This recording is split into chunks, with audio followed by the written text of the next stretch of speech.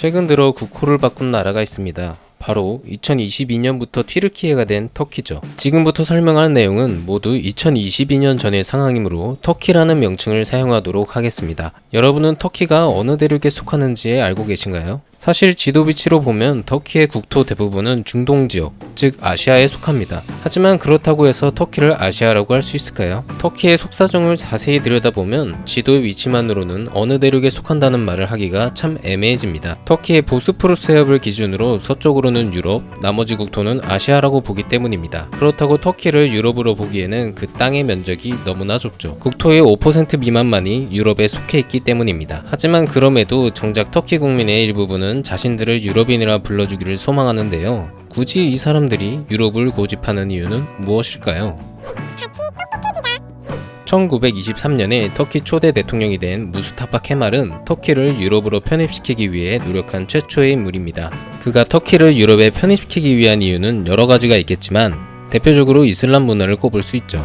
무스타파 케말은 종교, 즉 이슬람 문화가 나라를 갉아먹는다고 봤습니다. 나라를 살리기 위해서는 깊이 뿌리내린 낡은 이슬람 건습을 개혁해야 한다고 생각했죠. 그래서 내세운 정책이 바로 세속주의입니다. 세속주의란 종교와 정치는 분리되어야 한다는 주장을 내세운 이론입니다. 터키인들은 무스타파 케말의 이름을 따서 케말리즘이라고 부르기도 하죠. 당시 무스타파 케말은 전쟁 영웅이자 서방 열강들로부터 나라를 구한 인물로 추앙받았기에 그가 내세우는 세속주의는 터키가 무슬림 국가에도 불구하고 국민들의 지지를 받을 수 있었습니다. 실제로 그는 이슬람 문화를 배척하기 위해 각종 실용적인 법들을 제정했죠. 대표적으로 히잡을 착용한 것을 금지시키고 아랍 문자 대신 라틴 알파벳 사용을 권장했으며 더 나아가 여성들에게 투표권을 주는 정책을 실행했습니다. 이 정책들은 이슬람 문화를 배척하는 동시에 유럽에 편입되고자 하는 노력을 국제사회에 어필하는 효과를 냈죠. 그리고 무스타파 케말의 세속주의는 그가 죽어서도 후임들에 의해 계속 이어졌습니다. 이처럼 1970년대까지 터키는 유럽연합의 회원국이 되기 위해 부단히 노력해왔습니다. 이러한 노력의 결과로 2010년에는 터키의 최대 도시인 이스탄불이 유럽 문화 수도로 선정되기도 하고 축구 팬이라면 좋아할 수밖에 없는 챔피언스 리그가 개최되기도 했었죠. 하지만 그럼에도 불구하고 유럽연합은 결코 터키를 받아들이지 않았습니다. 터키가 이런 모습을 계속 어필했음에도 유럽연합은 왜 받아들이지 않았을까요? 그 이유는 여러 가지가 있지만 경제적인 측면을 먼저 들여다볼까 합니다. 유럽연합은 터키가 회원국이 되는 순간 7,500만 명의 터키인들이 유럽으로 밀려 들어올 것을 우려하고 있습니다. 터키는 정치인들의 계속된 실책으로 현재까지도 경제적으로 매우 심각한 상황입니다.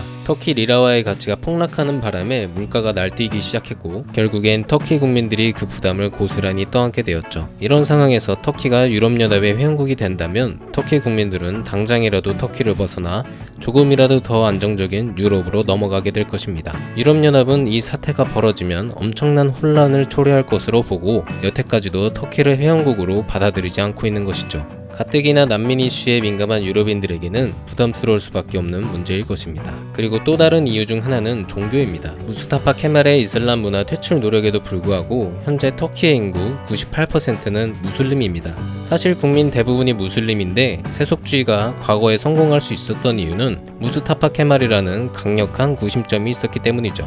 당연하게도 케말의 죽음 후에 세속주의는 터키 내에 완전히 뿌리 내리는데 실패하게 되었습니다. 그도 그럴 것이 세속주의는 케말이 살아있었을 때에도 일반 국민들이 아닌 정치인, 지식인, 대학생 등 소위 엘리트라고 불리는 이들만이 완전히 받아들이는 이론이었죠. 가뜩이나 꾸준히 세력을 키워나가는 무슬림이 더 커지는 것을 막기 위해서라도 터키를 받아들이면 안 된다는 것이 유럽연합의 입장입니다. 더구나 터키 내에서 발생했던 쿠르드족과의 내전은 인권 문제까지 부각시켜 국제사회의 갖은 비난을 받았었죠. 유럽연합 입장에서는 터키를 회원국으로 받아들이지 못하는 이유가 너무나 명백한 것입니다. 이런 상황을 보면 터키의 유럽연합 가입 전망은 점점 줄어들고 있다고 봐도 무방하겠죠. 터키 국민들과 정치인들은 이런 유럽의 지속적인 거부와 점점 반강제적으로 변하는 세속주의에 반발하기 시작합니다. 유럽에 편입되고자 하는 노력 대신에 다시 이슬람 국가로 돌아가자는 의견이 스멀스멀 나오기 시작한 것입니다. 심지어 터키의 현 대통령인 레제프 타이프 에르도안은 세속주의를 없애겠다며 자신에게 대항하던 세속주의 성향의 군부 쿠데타를 강력하게 진압하고 대규모 숙청을 감행했죠.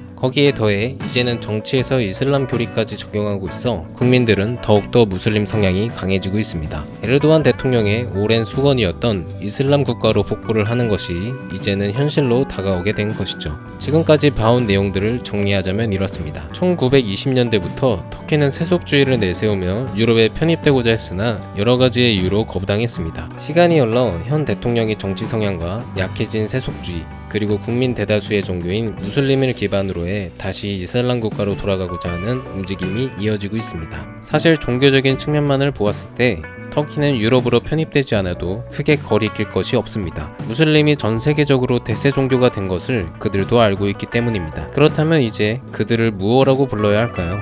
유럽이라고 해야 할지 아시아라고 해야 할지 아직까지도 명확하게 정할 수 없는 것이 현실입니다. 하지만 사실 이 문제는 튀르키예 국민들에게 크게 와닿지 않을지도 모르겠습니다. 극심한 경기 침체와 현 대통령의 독재, 그리고 최근 재앙으로 일컬어지는 대지진까지 겪었으니 말이죠. 지금 튀르키예는 대혼돈의 시기를 겪고 있습니다. 여기가 유럽이냐 아시아냐를 논하기 전에 국제사회는 튀르키예 국민들의 생존에 더 관심을 기울여야 할 것 같습니다.